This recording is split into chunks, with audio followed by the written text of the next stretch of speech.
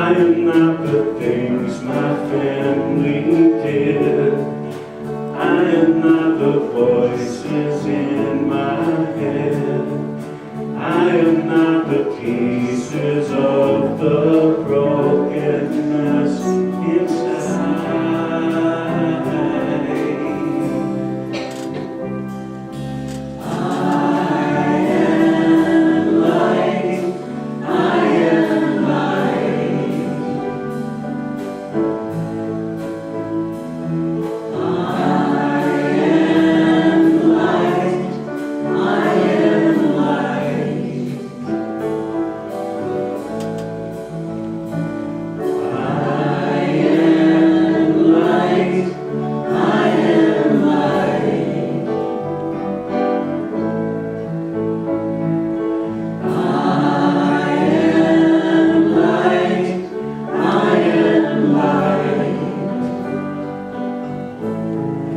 I am not the color of my eyes.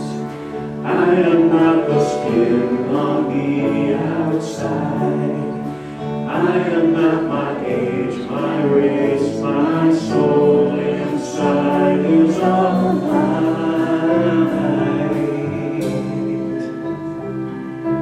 I am light. I am light.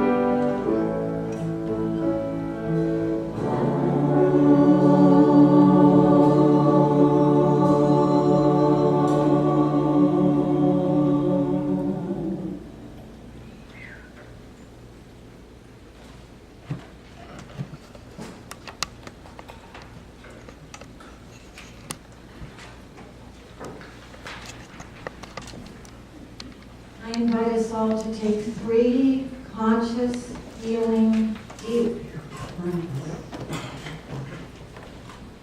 And as you breathe in, and pause, and then breathe out, imagine that you are being breathed by this light, by the one presence.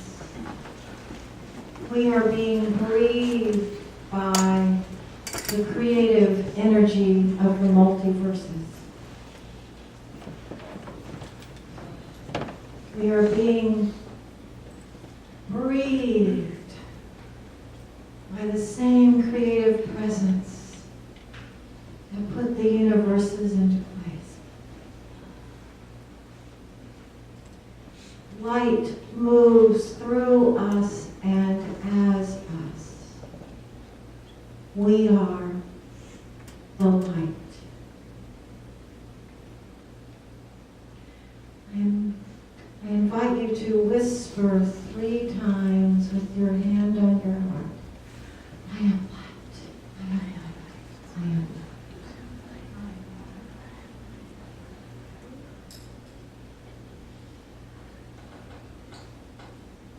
light. I ask us all to know this truth for our entire human family. We are the light.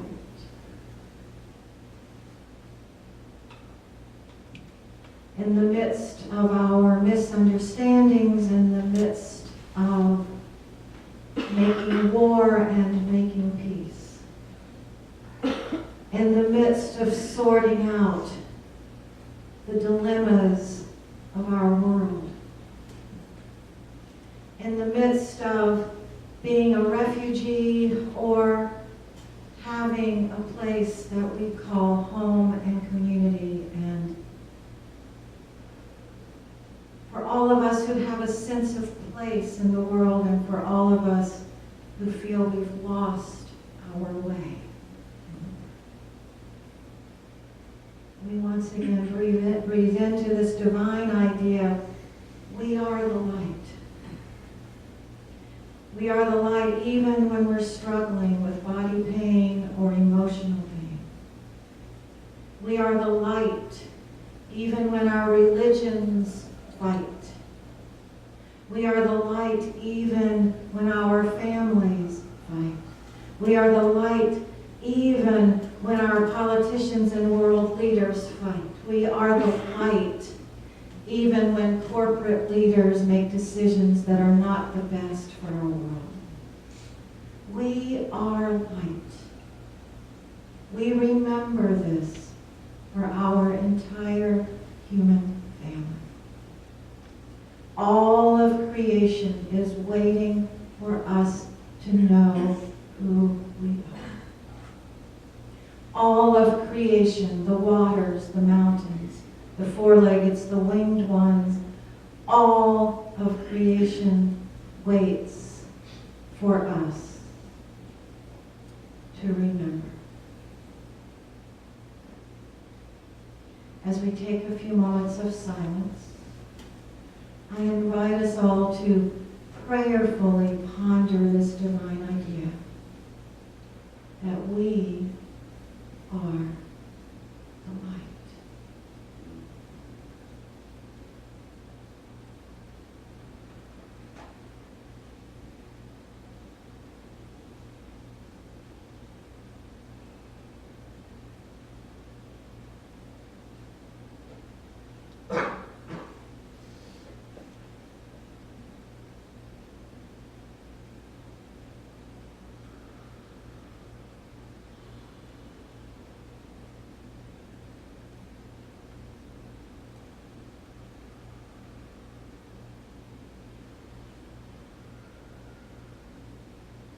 And from our place of knowing that we are the light, from our sense of wholeness, from our own awareness of our divinity, our divine essence, from this place, we hold all others in a blessing of wholeness and peace.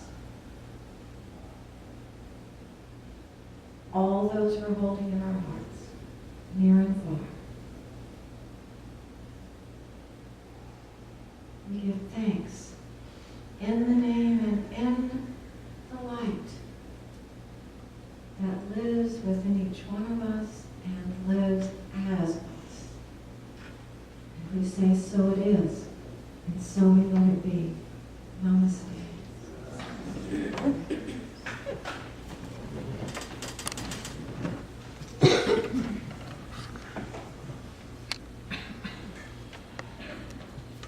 I'd like to read to you some words from a teacher, a present moment teacher in the world, whose name is Adyashanti.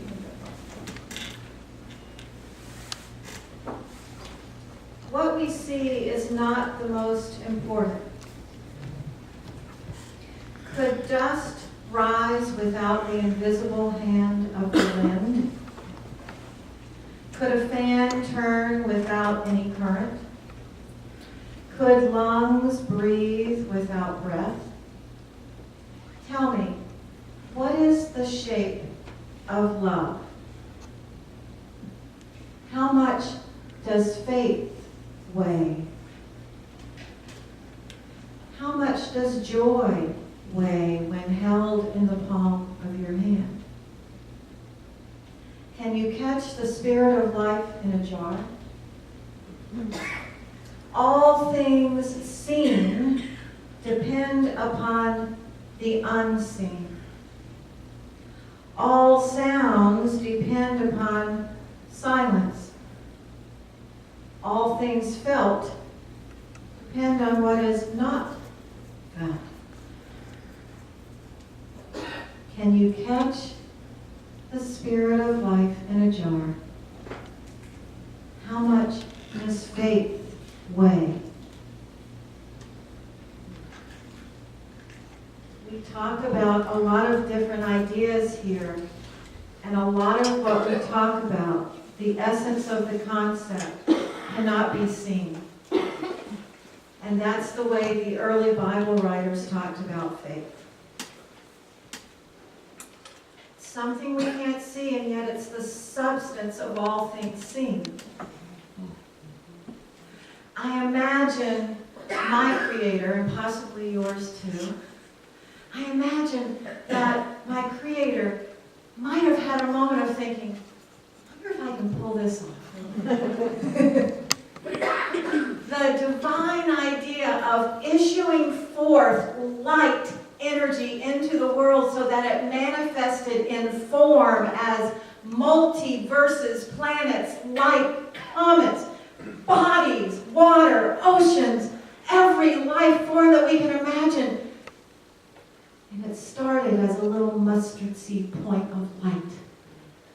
I wonder if the Creator said, I need to call the prayer group and ask them, how's this going to go?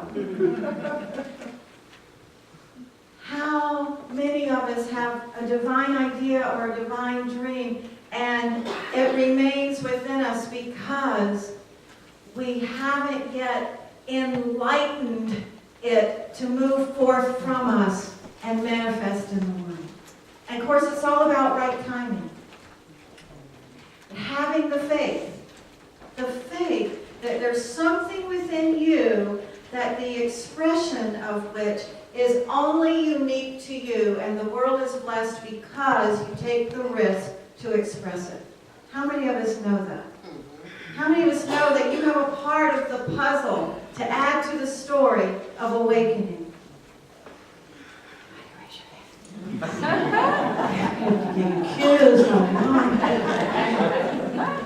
So we're talking about faith today, and it's out of this book, The Third Jesus by Deepak Chopra. And we started this class on Tuesday nights, and our Sunday services now for the next several Sundays will be out of a section of this book that Deepak Chopra calls the Gospel of Enlightenment. And it's simply the teachings of Jesus that Deepak identifies as some codes or some clues as to how you and I can wake up and have this experience of lighting up called enlightenment. And these are the 15 or 10, let's see, I think it's 10 ideas of what enlightenment requires of us. And today we're talking about faith. So I want to read to you a little bit from his book. And first of all, Deepak Chopra says that, oh, and you should see my book. You see I have things underlined? And sometimes I have a check or an asterisk, but then there's one place I have 3 asterisks. So when I'm gone and y'all find my books, I have a lot of old books, and I love to see what other people have done with their old books. I love reading their messages in the margins. Some people think it's sacrilegious to write in books. Evidently, I'm not one of those people. Deepak Chopra says that in the old days, not these new days, but in the old days, and maybe still somewhere this is happening, but in the old days, to be a Christian, you had to believe that Jesus was the Messiah, the one and only, and that he rose from the dead for your sins. And if you've been hanging around Unity very long, you know that we have an expanded perspective on that. Deepak reminds us that in the Middle Ages, the church created and devised lots of disciplines of enormous rigor and complexity in order to be a Christian and to get your place in heaven. He goes on to say, these rigorous disciplines were never specified by Jesus. So let's just pause for a moment on that. So part of what Unity teaches is, you go to the altar of your own heart, you go to the altar of your own wisdom, and you ask, what is the real scoop here? It's a spiritual phrase that we use. What's the real spiritual scoop? What was Jesus really talking about when he talked about enlightenment or waking up or knowing the kingdom of heaven within you? So faith, Jesus said, is needed for healing. Jesus said many times, Your faith has made you whole. And people went to Jesus and said, heal me, heal me, heal me. And Jesus said, what? Your faith is making you whole. Oops, back to the drawing board. So, he said it only takes a speck of faith to move mountains. And Deepak says it only takes a speck of faith to move mountains if we're in God consciousness. So there's that little hitch there. Jesus was attempting to raise the thinking of his disciples to the level of Jesus' thinking. Faith is needed for many reasons along the way, to keep us on the path, to keep us true to our vision, to confirm that God is on our side. We use our faith, our beliefs, to give us courage, to keep moving towards awakening. We need our beliefs, we need our faith. But then Deepak says this, and here's the zinger.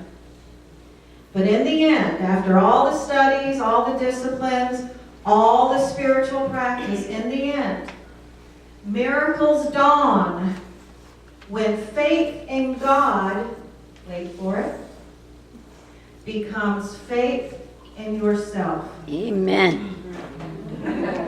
Blasphemy!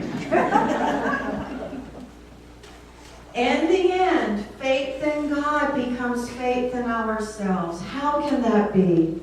How can that be after what we've been taught, that we have to have faith in something outside of ourselves?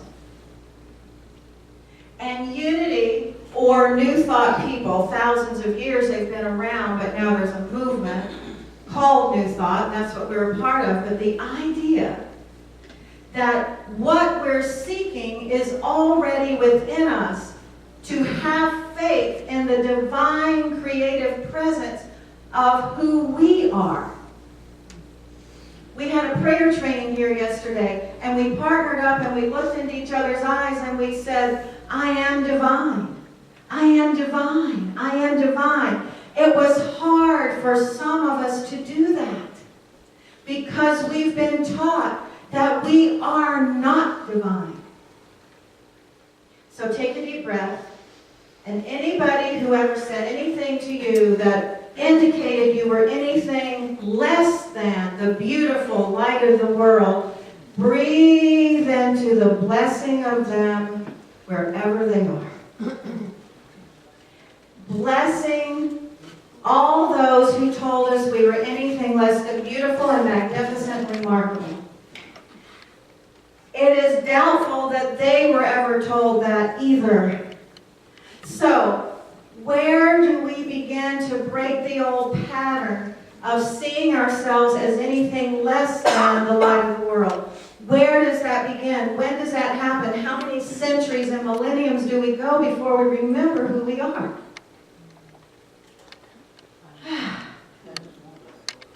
So, not much longer, I hope. So, there's this story that Deepak recounts where the disciples went to Jesus and they said, they came to the crowd and a man came to Jesus and knelt before him and said, Lord, have mercy on my son, for he is an epileptic and he suffers terribly. And I brought him to your disciples, but they could not cure him. And Jesus answered, you faithless and perverse generation, how much longer must I be with you? How much longer do I have to tell you who you are? How many times do I have to tell you you're the light of the world and you can do all the things I did and greater? How much longer must I put up? How much longer must I put up with you? Bring him here to me, Jesus said. And we're told in old-time language, Jesus rebuked the demon and it came out of him and the boy was cured instantly. Then the disciples came up to Jesus privately. Why couldn't we do that? Why could we not cast out that untruth. And Jesus said to them, because of your little faith. For truly I tell you, if you have faith the size of a mustard seed, you will say to this mountain, move from here to there, and it will move, and nothing will be impossible for you. And then Deepak says, in this passage, Jesus was not in a typical mood. Jesus kind of lost his patience with the disciples. And he kept telling them over and over, you've got to find this same kingdom of heaven consciousness in you. You've got it in you. Uncover it. Don't hide it. Uncover it. With the idea of faith, I've been taught to have faith in my life. I've been taught to have faith in Jesus, have faith in God, have faith in my culture, have faith in my country, have faith in my community, my family, the beliefs that I'm raised with. And I want to ask, just pause for a moment, what is it important to have faith in? God, my work is done. Now, when the moments come that you don't remember who you are, do you have someone to call or go to and say, I'm forgetting that I'm the light of the world. Will you remind me? We need each other to do that. Mm-hmm. We need each other to remind us that we are the visionaries, the healers, the teachers, the light of the world, because we are going to forget from time to time. So I want to tell you a story about faith. And for those of you who've heard it, you've been here about 10 years, you've probably heard it a couple of times. Take a little nap. There's some new people here.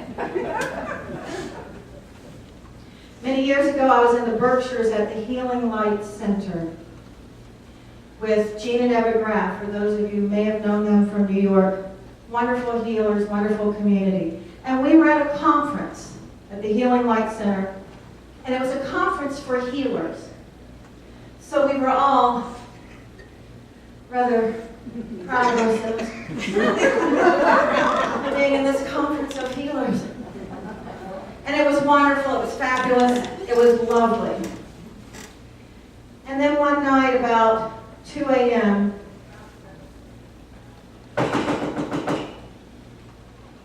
opened the door, and one of the people from the center said, all of the healers are being requested to gather in the big barn. We're needed for prayer. And like a true healer, I went, I'll be right there. So I padded over in my bunny slippers and my robe. Everybody's gathering in the big barn, and they're all in a circle, and I gathered in the circle, and I looked into the middle of the circle, and there were two really kids, 17 and 18 years old. And they were standing in the middle of the circle. I thought, goodness, wonder what's going on with them. And then I looked closer, and they had a little baby. A newborn, practically newborn baby, in the center of the circle. And everyone was doing healing work with that baby. What's happening? What's going on? Why 2 a.m.? What's going on? And they unwrapped the blanket, and this little baby was obvious. We used to call it clubbed feet, but I'm not sure what it's called now, but the little feet and legs were twisted out. And I learned that the baby was facing a whole series of surgeries. And against the doctor's advice, they took this baby out of the hospital. And they brought it to the Healing Light Center. Well, I can't speak for all of the other healers in the circle, but I know for me, I had some thoughts run through me that went something like this. Oh my God. I don't know how, I can't do that. I don't know, what are we supposed to do? That's too hard. Do something easy. You know, we are the healers of the easy way. But turning twisted legs and feet, I don't know what we're supposed to do here. And apparently I wasn't the only one. feeling like this at 2 a.m. These two young kids, the mom and dad, 17 and 18 years old, they turned to all of us, again, healers, and said, we just want you to pray for the baby. We'll have the faith that everything will be okay. These two kids reminded me, and everybody else in that circle, by the way, that to be a healing presence in the world, sometimes we're going to have to give ourselves over to an outcome that we have no idea how it's going to work out. Mm-hmm. But we are called to give ourselves over to it. Sometimes it looks so hard. It might be a son who is having such a hard time. It might be a daughter who looks like she's lost her way. It might be your own body, a diagnosis. It might be someone you love and adore who's joined the armed services, and you know the possibility that they're going to be in war. It might be the collapse of the economy. It might be the dilemmas of our world right this second, and it looks too hard.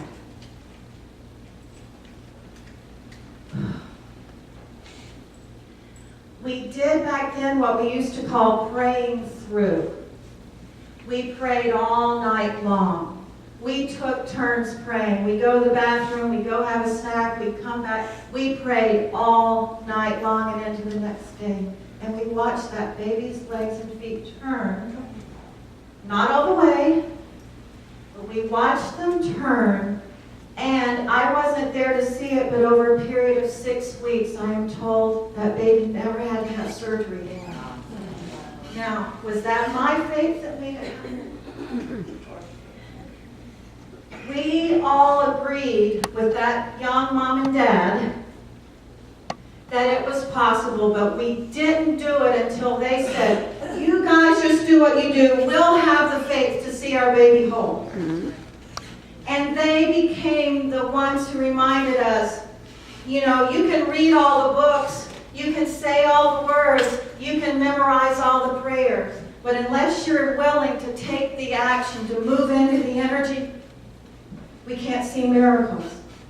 Some of us in this room, me included, we've decided that certain dilemmas are not solvable and certain powerful outcomes are not possible because it's been so hard for so long.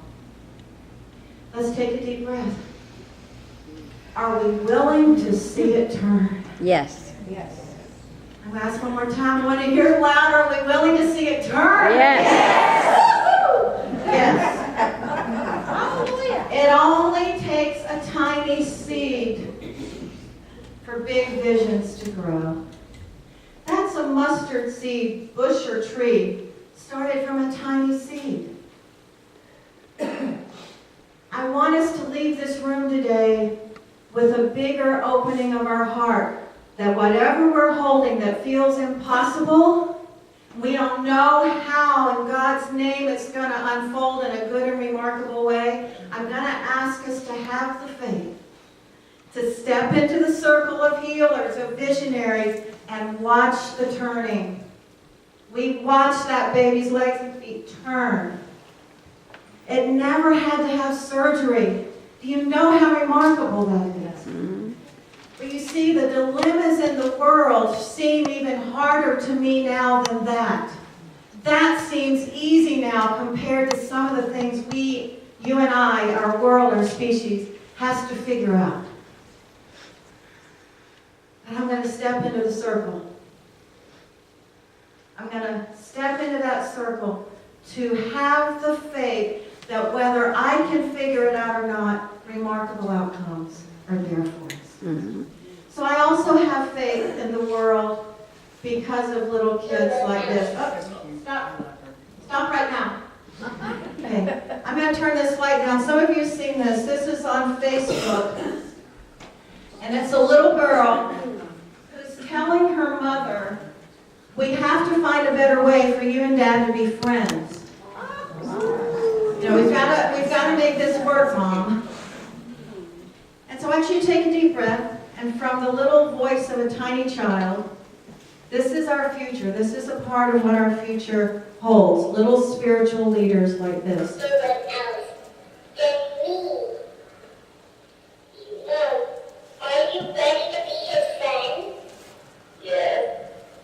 Try not to be that high up to be friends. I want everything to be low. Okay? Okay. Just try it friends. I don't want you and my dad to be replaced and mean again. I want you and my dad to be placed and settled and be friends. I'm not trying to be mean. I just want everybody to be friends. And if I can be nice, I think all of us can be nice too. I'm not trying to be mean, but I'm trying to do my best in my heart. Nothing else than that. I want you, Mom, my dad, everyone to be friends. I want everyone to be smiling. Not like being mad. I want everything to smile. Especially when I see someone, I want them to smile. Especially Nana, everyone. I want everyone to smile. And if that's for my dad and you, Mom, I think you can do it. I think you can settle your mean heights down a little to short heights. And it's both, okay? I'm not trying to be mean, I'm not trying to be bully. I'm trying to be steady on the floor, not way down, on straight, on the middle where my heart is. My heart is something. Everyone else's heart is something too. And if we live in a world where everyone's being mean, everyone's going to be a monster in the future. What if there's just a little bit of person and we will eat them? Then no one will ever be here. Only the monsters in our place. We need everyone to be a person. Everyone, including me and my mom, everyone. I just want everything to be settled down. Nothing else. I just want everything to be good as possible. Nothing else.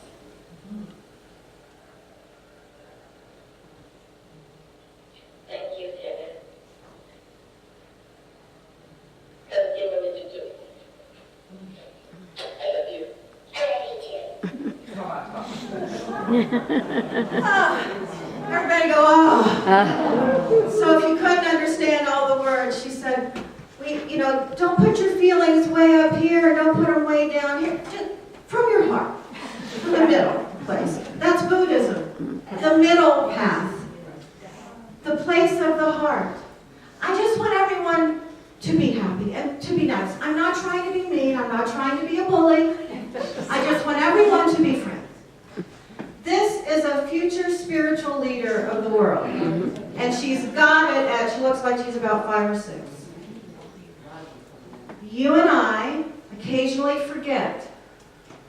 We go way up here with our big ideas or way down here with our not so great ideas, and we forget the path of the heart.